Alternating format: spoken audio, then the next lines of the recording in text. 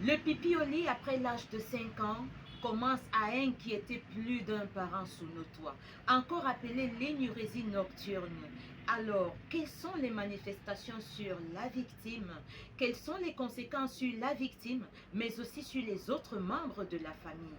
Faire pipi au lit après 5 ans, est-ce une fatalité ou alors il y a des traitements qui peuvent accompagner la victime à telle enseigne qu'elle puisse s'affranchir de cette habitude? Les réponses à ces questions, c'est dans ce reportage. S'il est vrai que faire pipi répond à un besoin naturel qui nous soumet à la loi de l'autorité corporelle et purifie notre organisme par la même lancée, attention quand même, le faire sur soi involontairement après l'âge de 5 ans peut sonner la cloche d'alarme. Témoin 6 chiffres éloquents selon Sarah, étudiante en psychologie de l'enfance, niveau 3. L'énurésie nocturne est déjà un phénomène dont beaucoup de personnes en souffrent.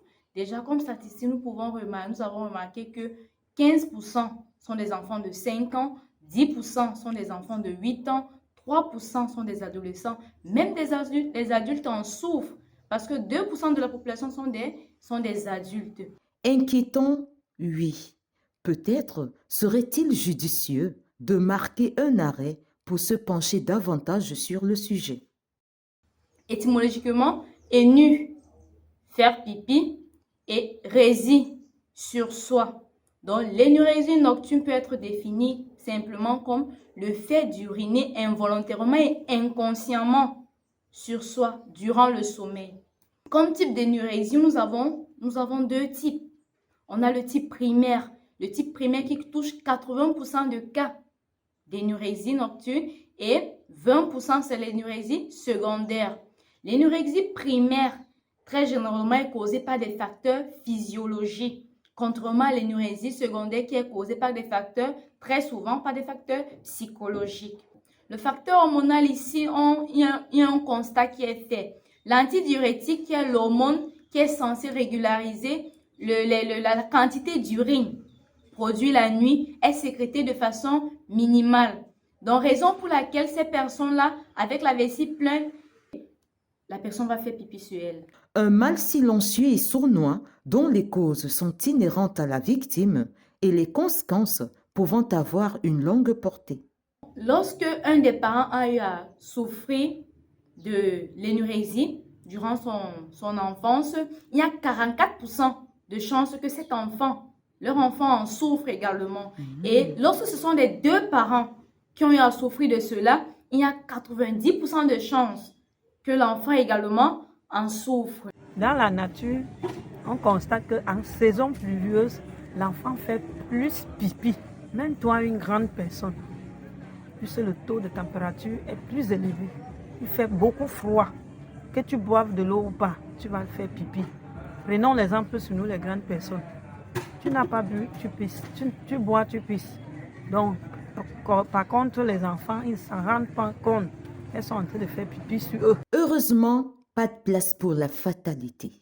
Aux grands mots, de grands remèdes, proposent certaines mamans.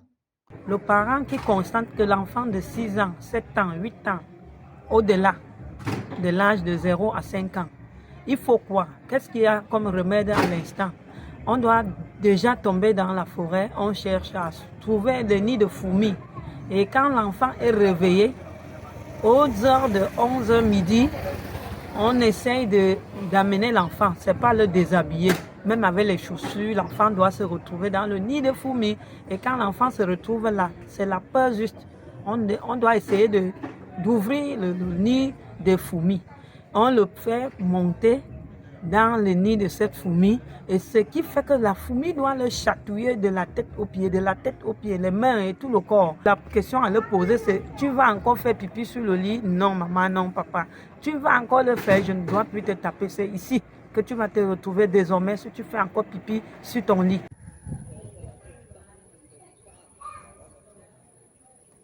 J'ai vécu cette situation même à la maison. J'ai eu une petite cousine à moi qui a fait pipi jusqu'à l'âge de 14 ans.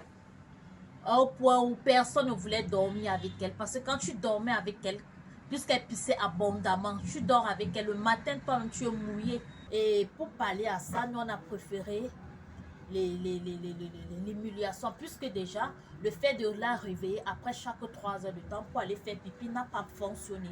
Et nous avons dit que nous allons apprendre, nous allons passer par la manière forte, on va l'humilier. Peut-être en l'humiliant, ça peut donner quelque chose. Donc, on attendait quand ses amis sont là dehors, on lui dit, tiens, tu sors avec ton matelas, tu vas aller sécher ton matelas. Personne ne va plus faire ça à ta place. Et là, maintenant, elle voit ses amis, elle a honte. Et on dit que sors avec ton matelas, tu pars sécher. Et maintenant, elle faisait ceci, aujourd'hui, elle fait pipi. Demain, elle ne fait pas ainsi de suite, ainsi jusqu'à ça s'est arrêté. Pour d'autres, par contre, l'environnement et la providence se sont invités dans le lit de la propreté. Moi, la chance que j'ai eue, c'est que voilà, mon fils, il a commencé à aller à la garderie très tôt. Donc, du coup, là-bas, il y a des puéricultrices qui se sont occupées de lui, qui lui ont appris à être propre. Et elle m'expliquait souvent que, voilà, avant l'heure de la sieste, qu'est-ce qu'elle faisait? Elles avaient l'habitude de l'amener faire pipi. Et après le pipi, on les amenait dans leur dortoir. Et à une certaine heure, on les réveillait, on les amenait faire pipi et puis on les ramenait se coucher. Donc, du coup, avec cette routine-là, il a commencé à apprendre à être propre. Quand il a envie de faire pipi, il se réveille, il va aux toilettes. Et puis voilà. Et ici à la maison, qu'est-ce que moi j'ai fait? Je faisais du genre, je lui ai acheté des longes en caleçon. Donc je lui mettais les longes en caleçon pour essayer de voir un peu comment est-ce qu'il va se comporter. Mais Dieu merci, ici à la maison, il dormait jusqu'au matin. Donc il n'avait pas besoin de se réveiller.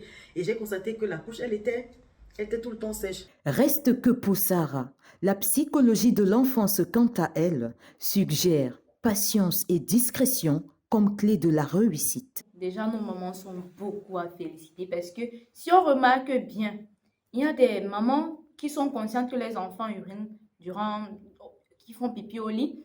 Très souvent, ils évitent de leur donner des jus, des boissons avant de dormir ou bien très souvent demandent à l'enfant que tu as fait pipi, va faire pipi avant de te coucher. Ces stratégies-là contribuent déjà énormément. Donc, ajouter à cela, éviter des boissons avant d'aller se coucher. Éviter même le lait parce que le lait stimule, ça augmente la quantité d'urine produite la nuit.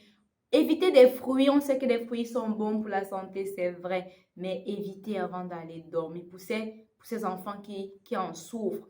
Et également, on peut conditionner l'enfant de telle sorte que durant la nuit, l'enfant est réveillé 1, 2, 3 fois de temps en temps pour qu'il puisse aller faire pipi, pour qu'il puisse aller uriner. C'est là qui va libérer la vessie. Et maintenant, l'organisme de l'enfant va s'y habituer avec le temps. Puisque s'il est réveillé 2, 3 semaines, avec le temps, son organisme va s'adapter à une certaine heure. Le corps va secouer pour dire que hey, c'est mon heure. Allez, aux toilettes. Aujourd'hui, on a oublié l'Antiquité. Voilà ce que nous vivons.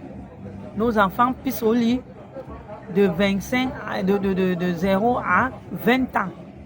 Et ce n'est pas ce qui est normal. Évitons cela. Le parent aide l'enfant à le mettre les couches jetables. Les couches jetables, c'est que l'enfant passe toute une journée. Elle ne se rend pas compte que là où elle est en train de faire pipi, elle est en train de faire c'est sur lui. Si après tous ces efforts, on remarque que le problème persiste, il serait idéal de rencontrer un médecin, un pédiatre et même encore un psychologue. Puisqu'on a dit que des faits peuvent être psychologie. Cet enfant aurait besoin d'un accompagnement, d'une thérapie pour pouvoir s'adapter et gérer mieux son stress.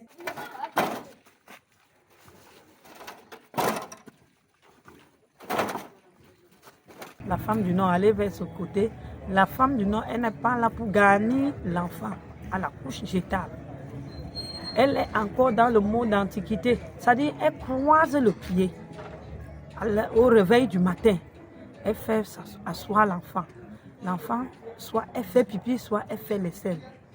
Aux heures avancées, quelque chose comme midi, 15 heures, c'est au fur et à mesure que le temps avance, elle met l'enfant au fur et à mesure sur ses pieds croisés, qui lui démontre quoi? Le pot artificielles qui se retrouvent sur le marché aujourd'hui. L'enfant fait pipi, l'enfant fait les selles et alors elle remonte l'enfant et lui passe le petit caleçon. Elles ne sont pas là pour les couches modernes. Et c'est la méthode la plus facile.